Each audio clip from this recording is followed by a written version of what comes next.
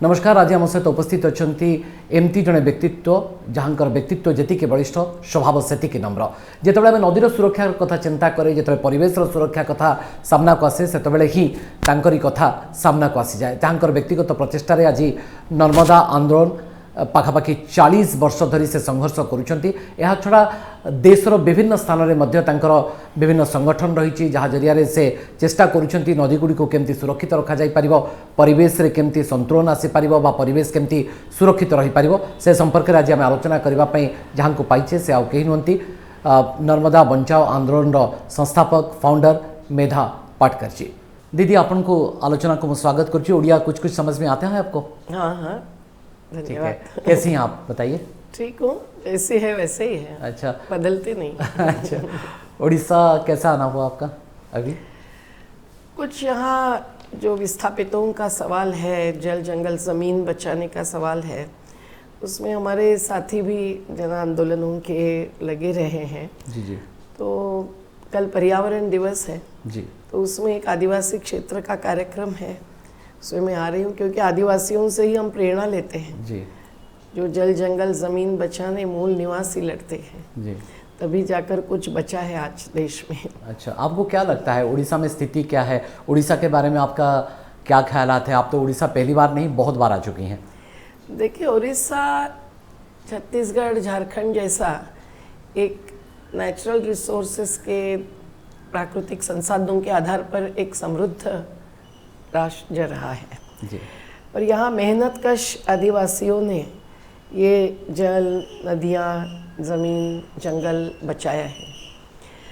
लेकिन उड़ीसा भी एक इन्वेस्टमेंट के आधार पर नंबर 1 स्टेट बन जाएगा, ये जब से राजनेताओं की एक ख्वाहिश हो गई, एक सपना हो गया, तब से जगह जगह पर कंपनियों से या सरकार खुद से आदिवासियों को हटाकर उनकी जल जंगल ज़मीन लेना चाहती है। तो लोगों ने बहुत संघर्ष किए हैं जी।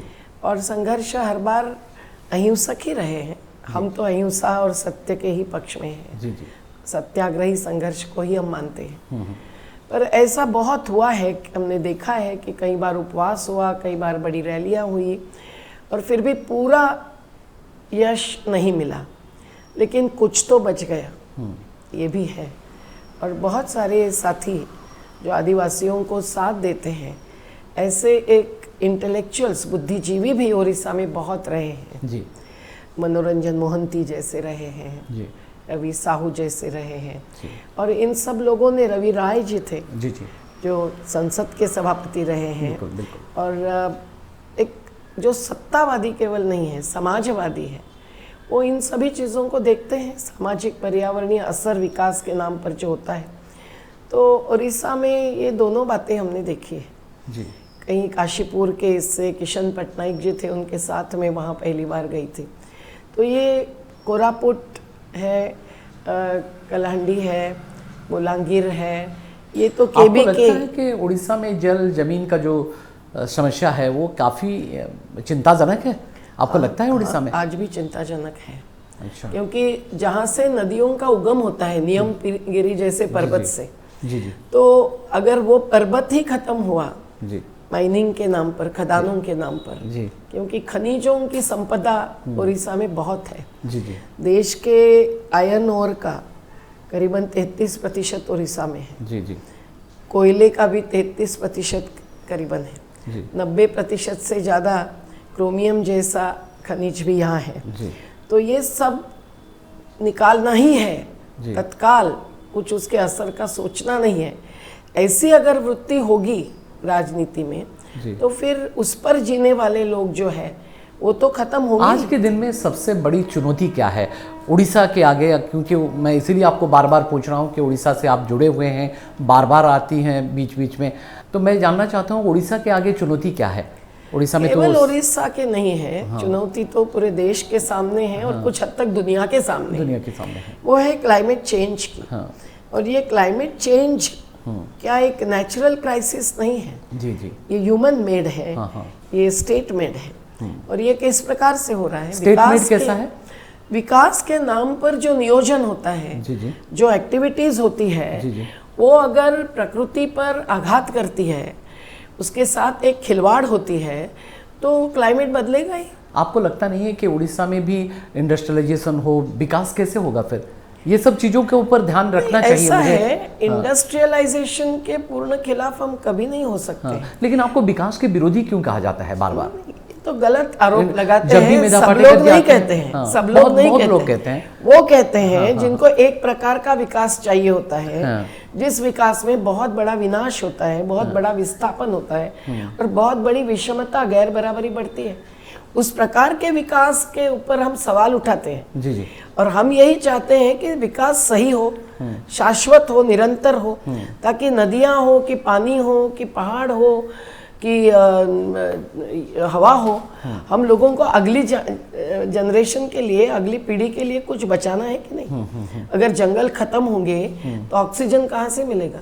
कॉन्सेंट्रेटर में, ऑक्सीजन प्लांट में ऑक्सीजन क्या क्रिएट होता है? नहीं। हरे भरे पर्णभंगिरी जिनको मैं बोलती हूँ, वो झूमते झूमते जो ऑक्सीजन छोड़ते हैं वही तो भरते हैं। तो धनिक लोग ज्यादा मर गए कोरोना में, ये क्यों हुआ? और जो खुले में काम करते हैं, जैसे निर्माण मजदूर है। आप पूरा इंडस्ट्रियलाइजेशन के खिलाफ हैं या इंडस्ट्रियलाइजेशन हो? नहीं, इंडस्ट्रियलाइजेशन किस प्रकार का होना चाहिए? किस प्रकार का होना चाहिए? इंडस्ट्रियलाइजेशन में अंधाधुंध profit over people and profit over nature, मतलब मुनाफा के लिए कुछ भी कर सकते हैं, ऐसा नहीं होना चाहिए। औद्योगिकरण तो भारत में भी स्वतंत्रता मिलने के बाद तत्काल लाया गया। उसमें कुछ नेहरू और गांधी जी के विचारों में फर्क था। वो क्या फर्क था समझना जरूरी है। गृहोद्योग, ग्रामोद्योग, जिसमें रोजगार ज्यादा निर्माण होता है, ऐसा औद्योगिकरण ज्यादा होना चाहिए। तो सरकार का तो मानना है कि बड़े इंडस्ट्रियलाइजेशन होगा, अगर बड़े इंडस्ट्री कॉर्पोरेट हाउसेस आएंगे तो रोजगार भी बढ़ेगा ना, एम्प्लॉयमेंट अपॉर्चुनिटी आज क्रिएट होगा। बेरोजगारी पिछले 45-50 साल में सबसे ज्यादा क्यों हो गई है? औद्योगिकरण अगर बढ़ा है तो भी क्यों हो रही? ये पूंजीवाद और बाजारवाद है, इसके आधार पर ही अगर औद्योगिकरण बढ़ता है तो हर चीज, कपड़ा हो कि कोई भी गृह निर्माण हो, ये नैसर्गिक प्राकृतिक संसाधनों के स्थानिक रोजगार के साथ जो उत्पादन होने चाहिए उस पर ध्यान नहीं देती है। लेकिन आप जब आपसे इंटरव्यू करने के लिए आ रहे थे तो हमने आज बहुत गवर्नमेंट रिप्रेजेंटेटिव से बात किया था, मिनिस्टर से भी बात किया है हमने, तो उनका रवैया है, नया गवर्नमेंट जो है उनका रवैया ये है कि हम लोग we have the best R&R policy and हम लोगों के साथ बात करके, विस्थापितों के बारे में सोचकर, फिर लोगों से बात करके, फिर ग्राम्य सभा में बातचीत कर, मैंने ग्राम्य सभा बना के इस चीज़ों को ध्यान में रखते हुए इंडस्ट्रियलाइजेशन को आगे बढ़ाना चाहते हैं। तो मेधा पाटेकर जी उसको स्वागत करती हैं कि नहीं? देखिए, हम जो भी अच्छा होगा उसका स्वागत ही करते हैं। हम केवल कोई इलेक्टोरल पॉलिटिक्स में नहीं है कि पार्टी बाजी के तहत किसी का विरोध करे और किसी को साथ दे दे। लेकिन मुद्दा ये है कि शुरुआत पुनर्वास से नहीं होती है। शुरुआत होती है विकास नियोजन से। कोई भी विकास योजना का नियोजन करना है तो कौन तय करेगा विकास क्या है, कौन तय करेगा विकास में प्राथमिकता क्या है, आपके नजरिए से कौन मूल्यांकन करेगा? तो हमारा तो विश्वास है विकेंद्रीकरण पर। अच्छा। हर ग्राम सभा को हम तो नारा देते हैं, संकल्प लेते हैं, लोकसभा से ऊंची ग्राम सभा। कहाँ विधानसभा और लोकसभा में लोगों के सवालों का आज ठोस जवाब मिल रहा है?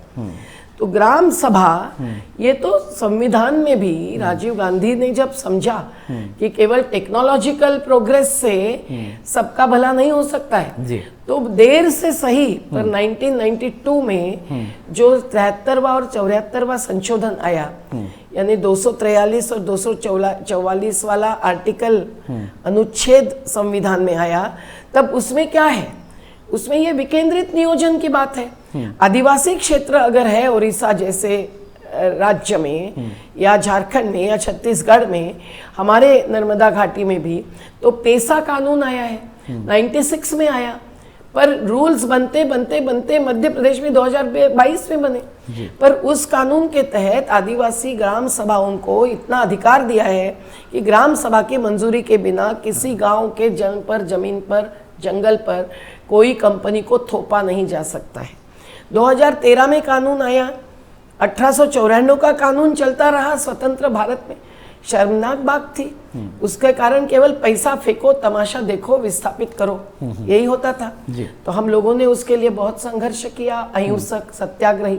तो फिर 2013 का कानून आया, जब जयराम रमेश मंत्री थे, हमारे साथ बातचीत करके कानून लाया।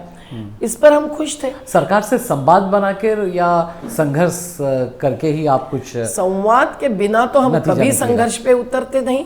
और संघर्ष में उतरने के बाद भी जो सरकारी अधिकारी या मंत्री या मुख्यमंत्री या प्रधानमंत्री चर्चा में आए, हम लोग हर बार उसका स्वागत किया है। हम संवाद कभी भी काटते नहीं है। झूठे आरोप लगाने वाले कुछ भी हमारे खिलाफ कहते हैं। तो फिर 40 साल का संघर्ष क्यों नर्मदा आंदोलन को लेकर चला? बहुत बड़ी कहानी है भाई। 5% बजट का, उस समय का बजट था 4200 करोड़। उसका 5% पैसा आया था विश्व बैंक से। और हमको पता चला कि उसके आधार पर ये मंजूरी दे रहे हैं, जबकि विस्थापितों का सर्वे नहीं हुआ था। पर्यावरण पर जो असर आएगा इतने बड़े बांध का, 1312 किलोमीटर नदी में और उपनदियों पर 30 बड़े बांध, 135 मझौले बांध और 3000 छोटे बांध, ऐसा बड़ा प्लान था। पर विश्व बैंक ने ये लिखा था कि इस बांध से, सरदार सरोवर से शुरू करने पर हमको पूरे नर्मदा घाटी में खुला रास्ता मिलेगा। पर विश्व बैंक ने आखिर हमारी पूरी बात सुननी पड़ी। अंतर्राष्ट्रीय स्तर पर गई बात। और जो लोग विश्व बैंक में शेयर्स लेते हैं, सबसे ज़्यादा अमेरिका, उनके भी जो डायरेक्टर्स होते हैं बोर्ड पर, उन्होंने भी बातें सुनी। और विश्व बैंक ने फिर इसका पुनर्विचार करवाया। मोर्स कमेटी, अंतर्राष्ट्रीय उच्च स्तरीय लोगों की, एक एंथ्रोपोलॉजिस्ट, एक इकोलॉजिस्ट, एक वाइस प्रेसिडेंट ऑफ UNDP और एक कनाडा के जज, इनकी बनी। और उन्होंने पूरा जो रिपोर्ट दिया, उससे उन्होंने कहा कि इसका पूरा बेस ही गलत है, प्लानिंग पूरा नहीं है, हाइड्रोलॉजिकल डेटा सही नहीं है, इसलिए लाभ सही नहीं निकलेंगे और पुनर्वास आसानी से नहीं होगा। तो उन्होंने पैसा रोक दिया विश्व बैंक ने, चुनाव लेकर डायरेक्टर्स के निर्णय से। और जो जो बातें उसमें आई और जो जो बातें हमने सवाल किए, वो आज सब सही साबित हुई है। 40 साल हुए नर्मदा आंदोलन के, तो उससे आज करीबन 50,000 परिवारों का पुनर्वास हुआ है। दीदी, आप महिलाओं को काफ़ी तवज्जो देते हैं, आपके प्रायोरिटी में महिला आंदोलन में हो, संघर्ष में हो, महिलाओं को काफ़ी प्रायोरिटी आप देती हैं। होना ही पड़ता है। तो आज महिलाओं में जो जीवटता होती है जी, वो बहुत महत्व की होती है। जी, कोई भी मुद्दा उठाया जी, और प्रकृति के साथ सबसे ज्यादा जुड़ाव महिलाओं का होता है। वो जंगलवासी होगी तो जंगल पैदाश एकत्रित करने में होता है। वो नदियों से जुड़ी रहती है। नदी को भी माँ कहते हैं, पृथ्वी को भी माता कहते हैं, धरती को भी माता कहते हैं। तो ये स्त्रीलिंगी शब्द क्यों है? क्योंकि महिलाएं ही जीवनदायिनी होती है। तो महिलाओं को जीवन के पक्ष में, जीवन रक्षा के पक्ष में, जीवन के अधिकार के पक्ष में लड़ने की बहुत ऊर्जा होती है। पर जब महिलाएं जीवटता दिखाती है तो वो पैसे के लालच पुरुषों जैसी नहीं होती है। पुरुष प्रधान व्यवस्था की अलग बात होती है। महिलाएं ही पुरुषों को रोकती है, पैसा नहीं चाहिए, हमको जल जंगल जमीन बचानी है। और उनकी सृजनशीलता भी होती है। हमारे गीत, हमारे नारे महिलाओं ने कहीं निर्माण किए हैं, जिससे प्रेरणा भी बहुत ज़्यादा मिलती है। क्या आपको लगता है कि इतने दिनों के संघर्ष, इतने दिन के आंदोलन में कभी आपकी आवाज़ को दबाया गया है? बहुत कोशिशें करते हैं। जो सत्तावादी होते हैं तो इस समय अपने आप को कैसे संभालती हैं आप? फिर संभालना क्या, जनशक्ति हमारी ताकत है। हमारा धन बल नहीं है, हमारा सत्ता बल नहीं है। पर हम लोग अगर एक विचारधारा से प्रेरित है और उसके प्रति कटिबद्ध है तो हम डरेंगे क्यों? हम कोई अहिंसा के पक्ष में है नहीं। हम कोई कानून के खिलाफ कुछ मांग करते नहीं। खदा कानून बदलने की मांग करते हैं। गलत दिशा में कानून बदलते हैं, किसानों के विरोध में, श्रमिकों के विरोध में। राष्ट्रीय 44 कानूनों में से 29 वापस हो जाएंगे और 4 कमजोर कानून आएंगे तो श्रमिकों के पक्ष में नहीं होंगे, वो मालिकों के पक्ष में होंगे। इसकी बहुत डिटेल बात अभी नहीं करती हूँ, पर जैसे किसानों के 3 खिलाफ कानून थे तो इतना बड़ा संघर्ष करना पड़ा। 750 किसान शहीद हो गए। अब क्यों हो गए? उनको पता था कि उससे कॉन्ट्रैक्ट्स, कॉर्पोरेटाइजेशन घुसेगा, राशनिंग की व्यवस्था खत्म होगी। और आज भी जो नई कृषि व्यापार नीति लाई गई है उसमें भी वही है वही कानूनों के मुद्दे सब इसमें प्रतिबिंबित है। तो हमारे संयुक्त किसान मोर्चा को भी सवाल तो उठाने पड़ते हैं। इतना बड़ा इनकम अब्जाधीशों का है, दिन का 1000 करोड़ का, और किसान को अपने उपज का सही दाम नहीं मिलता है। मुझे एक बिंदु आप बताइए जिसको लेकर आप सरकार को सराहना करेंगे। ये नीति सरकार का सबसे बेस्ट है जो कि मेधा पाटेकर जी उसे प्रेज करती हैं। एक नीति जो 2013 में कानून आया है वो अच्छा है, उसका आधा हिस्सा अच्छा है, उसका पुनर्वास का हिस्सा अभी भी हमको कमजोर लगता है नर्मदा की तुलना में। अच्छा। जो वना अधिकार कानून बना 2006 में, उससे कुछ आदिवासियों को आश्वासित किया गया, पर अभी सभी राज्यों में सभी स्तर पर 100% अमल नहीं हुआ है। उसके बिना आदिवासियों को विस्थापित किया जाता है तो वो गैर कानूनी है। श्रमिकों के पक्ष में जो जो कानून आज़ादी मिलने के बाद आए हैं वो महत्व के हैं। तो ऐसे कई कानून देश में आते रहे हैं, लेकिन आज वो बदलते रहते हैं अगर उन जरूरतमंद पक्षों के खिलाफ होते हैं। जैसे 2008 का कानून, अनऑर्गेनाइज सेक्टर वर्कर्स फेडरेशन, उस समय ऑस्कर फर्नांडिस मंत्री थे। हमारे साथ चर्चा के लिए बिठाना और फिर हमारी जो मांग है जिसके लिए हम बाहर, कोई भी पार्टी सत्ता में हो, हम लोगों को सत्याग्रही संघर्ष, अहिंसक संघर्ष करना ही पड़ा है। लेकिन उसके साथ जब चर्चा होती रहती है, संवाद होता रहता है, तो कुछ निकलता है। केवल संसद में एक दूसरे के खिलाफ भाषणों से नहीं निकलता है। यही हमारा मानना है। महानदी को लेकर जो जल विवाद लंबा समय से उड़ीसा में चल रहा है, छत्तीसगढ़ और उड़ीसा के बारे में, उस बारे में थोड़ा शायद आपको धारणा भी होगा। मुझे लगता है कि ट्रिब्यूनल में मामला गया हुआ है, लगभग 7 साल ऐसा हो चुका है। तो आपको क्या लगता है, ट्रिब्यूनल ही एक सलूशन है या और कुछ विकल्प है? देखिए, 1956 में जो interstate water dispute tribunal act आया भारत में, जी, उसकी ज़रूरत तो थी, क्योंकि नदियां तो राज्य की बाउंड्री नहीं समझती है जी, राष्ट्र की बाउंड्री भी नहीं समझती है। भारत पाकिस्तान, भारत बांग्लादेश नहीं समझती है जी। नदियां बिल्कुल बहती है, जीवन दान देती है। लेकिन जब नदियों पर बड़े बांध एक राज्य बांधता है और दूसरा राज्य प्रभावित होता है, उनमें विवाद होता है, तो उसको सुलझाने का एक अच्छा सॉल्यूशन, जैसे आदिवासियों के झगड़े होते हैं तो पंच बैठते हैं, वैसे एक लवाद यानी न्यायाधिकरण, ट्रिब्यूनल से फायदा मिलता है आपको लगता है? नहीं, तो ट्रिब्यूनल से फायदा मिल सकता है, लेकिन कब? जबकि पूरी नदी का हाइड्रोलॉजिकल डेटा, नदी घाटी का पूरा इकोसिस्टम का पूरा जानकारी, और नदी घाटी में इंसान रहते हैं, जानवर रहते हैं, जल में जल संपदा होती है, ये सबका अभ्यास करके ही अगर सुनवाई होगी और हर राज्य अपने अपने लाभ के लिए ट्रिब्यूनल के सामने बात रखेगा, झूठे आधार होंगे, तो फिर विवाद कायम का नहीं निपटता है। कोई ना कोई विवाद सुलझाने के दिशा में ट्रिब्यूनल निर्णय देता है। 10-10 साल तो 2 पक्षों को छोड़कर और कौन से लोगों को शामिल करना चाहिए आपको करना चाहिए? वही है नॉन स्टेट एक्टर जिनको कहते हैं। अच्छा, मतलब शासकीय प्रतिनिधियों के अलावा, शासन के प्रतिनिधियों में एडवोकेट्स होते हैं, शासन के प्रतिनिधियों में टेक्नोक्रेट्स होते हैं, अधिकारी होते हैं, मंत्री होते हैं। नर्मदा में ऐसा ही हुआ, लेकिन विस्थापितों की सुनवाई नहीं होती। कृष्णा नदी आज बहुत ही कठिन परिस्थिति में है। हमने जब उसका पूरा अभ्यास किया 2005 में, ट्रिब्यूनल ने कहा हम नहीं सुनवाई कर सकते, आपका रिपोर्ट भी नहीं स्वीकार कर सकते।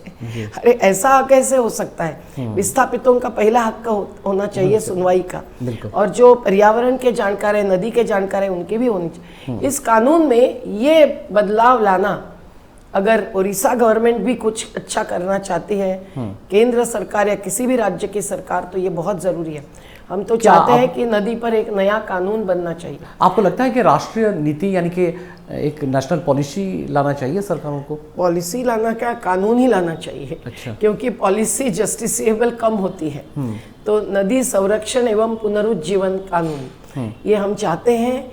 हमने मसौदा बनाया है, हमने ब्रह्मपुत्रा से कावेरी तक के नदियों के विशेषज्ञों को एकत्रित लेकर चर्चा करके करे हैं। पर संसद में प्राइवेट बिल्स जाते हैं तो कब चर्चा होती है, कितनी चर्चा होती है, ये भी एक आज सवाल है। पर ये जरूरी है, नदियां बचाओ, देश बचाओ। इसके लिए आज गंगा की क्या हालत है? आपको क्या लगता है महानदी का जो आज स्थिति है उड़ीसा में, राजनीति और पर्यावरण की असंतुलन का क्या ये एक नतीजा है, आपको लगता है? बिल्कुल ही, मतलब पर दूसरा क्या है कि राज्य राज्य में समन्वय होना चाहिए। ट्रिब्यूनल के अलावा इंटरस्टेट डायलॉग हो सकता है, समन्वय तो नहीं है, पीपल इसीलिए टू तो हम पीपल ट्रिब्यूनल डायलॉग गए हैं। हो सकता है जी, है ना, पार्टी विरुद्ध पार्टी, ये भी एक कारण हो जाता है। ये नहीं होना चाहिए। और किसी भी एक राज्य ने पूरा पानी रोकना और नीचे के राज्य को पानी नहीं देना, ये भी गलत होता है। नर्मदा में आज वो भी विवाद जारी है। क्या आपको लगता है उड़ीसा में महानदी को लेकर एक जन आंदोलन की जरूरत है? और अगर होता है तो मेधा पाटेकर जी यानी कि दीदी का इसमें भूमिका क्या होगा? मेधा पाटकर कौन है भाई? जी। महानदी के नदी घाटी के लोगों ने, उड़ीसा के लोगों ने, जानकारों ने ये निर्णय लेना है। मैं नहीं कह सकती हूँ। नेतृत्व भी बाहर से कभी नहीं होना चाहिए, ये हमारा आग्रह रहता है। सामूहिक नेतृत्व, स्थानिक नेतृत्व होना चाहिए। और महानदी पर अगर विवाद छत्तीसगढ़ और उड़ीसा में है तो बैठकर चर्चा करके सुलझाने में क्या दिक्कत है? तो नहीं होता है। हम तो चाहते हैं पीपल टू पीपल डायलॉग भी हो, उससे ज्यादा अच्छा नतीजा निकल सकता है। तो उड़ीसा में आप आई हुई हैं, इसीलिए हम कनक न्यूज़ में के जरिए आप क्या डिमांड रखना चाहती हैं उड़ीसा सरकार के आगे? हम तो यही चाहते हैं कि भाई आप सही जनतांत्रिक पद्धति से विकास नियोजन करो। और जनतंत्र क्या होता है? महाश्वेता देवी का एक वक्तव्य है कि जनतंत्र तभी होता है जब शोषितों को, वंचितों को, जरूरतमंदों को शामिल करते हैं नियोजन में। तो हमारा यही कहना है कि उड़ीसा की नई प्राकृतिक समृद्धि है, संस्कृति है, मेहनत कशों की।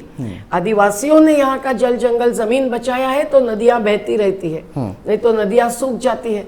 गंगा में, उत्तराखंड में क्या हुआ है? खंड खंड हुआ है। विकास का नियोजन में हर नागरिक की बुनियादी जरूरतें पूरी होना, ये उद्देश्य होना चाहिए। एक बाजू बहुत बड़ा उपभोग और दूसरी बाजू भोग, ये विषमता और गैर बराबरी संविधान के खिलाफ है। ओके, लास्ट कमेंट मैं आपसे लेना चाहूँगा परिवेश को लेकर। काफ़ी चिंता आप जताती रहती हैं और ये काफ़ी भी चिंताजनक विषय है अभी के दौर में। तो इस लिहाज से आप क्या परामर्श देना चाहते हैं, क्या एडवाइस देना चाहते हैं? देखिए ना, क्लाइमेट चेंज पर ग्लासगो में और पेरिस में अलग अलग समिट्स होते हैं और अलग अलग कन्वेंशंस होते हैं, लेकिन उसका पालन नहीं होता है। अगर कोई भी राष्ट्र के प्रमुख जाकर कहते हैं कि इतने इतने सालों में यहाँ का कार्बन एमिशन 0 होगा, तो फिर थर्मल पावर कम होते जाना चाहिए, वो बढ़ता क्यों जाता है? कोयले की खदानें अगर आप प्राइवेटाइजेशन में ही दे देते हैं तो कंपनियां तो कभी profit over nature, profit over people, यही रास्ता अपनाती है। तो शासन को इसमें समझना चाहिए कि ये निजीकरण, उदारीकरण, वैश्वीकरण, ये सब जो बढ़ा रहा है औद्योगिकरण को एक प्रकार का और विकास को भी एक प्रकार का, उससे ये सब क्लाइमेट चेंज हो रहा है। ये केवल प्राकृतिक आपदा नहीं है। और हीट एंड ह्यूमिडिटी, आज अभी हम लोग बैठ रहे हैं, कितना पसीना आ रहा है, कितनी हीट है। उड़ीसा में अगर 39 डिग्री है तो मध्य प्रदेश में अभी अभी तक 43 तक डिग्री रहा है टेम्परेचर। इसका असर कौन भुगत रहा है? हमारे निर्माण मजदूर, खुले में काम करने वाले, उनकी कितनी मौतें हो रही है। तो इसको कैसे भी करके रोकना चाहिए, उनको सुविधाएं देनी चाहिए। पर क्लाइमेट चेंज अगर रोकना है तो ये जो निसर्ग के साथ खिलवाड़ है उसको रोककर हम सादगी भरा विकास, समतावादी विकास, स्वावलंबी विकास, यही दिशा लेनी चाहिए। कनक न्यूज़ एक मुहिम शुरू किया है, पुनश्च पृथ्वी इसका नाम है। पुनश्च पृथ्वी, तो पृथ्वी एक बार खत्म हुई तो पुनश्च निर्माण नहीं हो सकता है। जी, फिर हम कोशिश कर रहे हैं, एक मुहिम कर रहे हैं तो बचाने के लिए। जी, बचाने के लिए। इस लिहाज से आपका संदेश क्या होना चाहिए? प्राकृतिक जंगल तोड़ना बंद करना चाहिए। केवल 5 जून, कल पर्यावरण दिवस पर 5 पौधे लगाएंगे, उसका उद्घाटन करेंगे, महोत्सव करेंगे तो नहीं हो सकता है। और ये बचाने वाले प्रकृति निर्भर समुदाय हैं, जिन्होंने पीढ़ियों पीढ़ियों से नदी के साथ, जंगल के साथ, अपनी ऑर्गेनिक जैविक खेती के साथ ही जीना किया है और देश की सेवा की है। उनका सम्मान होना चाहिए। उनको हटाए बिना उन संसाधनों से कैसे उद्योग हो सकते हैं, उत्पादन हो सकते हैं, जिससे जरूरत की पूर्ति होगी, अन्नदाता बनेंगे, उनकी सुरक्षा होगी। हमारे आज़ादी आंदोलन के सभी शहीदों को अगर याद करेंगे तो उनकी भूमिका यही थी, वैश्वीकरण की नहीं थी। नहीं तो आज सबसे ज़्यादा विश्व का कर्जा भारत पर है और विश्व की कंपनियां ही नहीं, विश्व के राष्ट्र प्रमुख भी हस्तक्षेप करते हैं। ये किस आधार पर? ये बाजारवाद है, ये ट्रेड है, ये पूंजीवाद है। हमको युद्ध भी नहीं चाहिए, हमको वैश्विक विश्व वसुंधरा कुटुंबकम इस इसी नीति से आधार आगे पर बढ़ना है। एक रिश्ते होने चाहिए। ओके। हम वैश्विक स्तर के खिलाफ नहीं हैं, हम जय जगत कहेंगे, हम जय मानवता कहेंगे। तो प्रकृति धर्म और मानव धर्म इसका आधार लेकर आगे चलना चाहिए। देश में टुकड़े भी नहीं होने चाहिए, विभाजन नहीं होना चाहिए। देश की प्रकृति और प्रकृति निर्भर संस्कृति बचानी चाहिए, उसके लिए संवाद जरूरी है। सत्ता और जनता के बीच में संवाद की प्रक्रिया, इसका यही अर्थ है राजनीति का। केवल वोट डालना और चुनावी राजनीति नहीं है, ये हम मानते हैं। बहुत बहुत शुक्रिया दीदी। मेधा पाटकर हम सहित विस्तृत भाव में आलोचना करुले जे महानदी बाबद में से एक गुरुत्वपूर्ण सूचना देले। जदि तांकर प्रस्ताव सरकार मानती अर्थात दुई राज्य मध्य छत्तीसगढ़ और ओडिशा मध्य आलोचना संभवपर हुए ताहले हुए तो खूब शीघ्र मध्य ए दिगरे एक सहमति आसीपर। विभिन्न दिगक नहीं सहित आज आम आलोचना करुले। नमस्कार।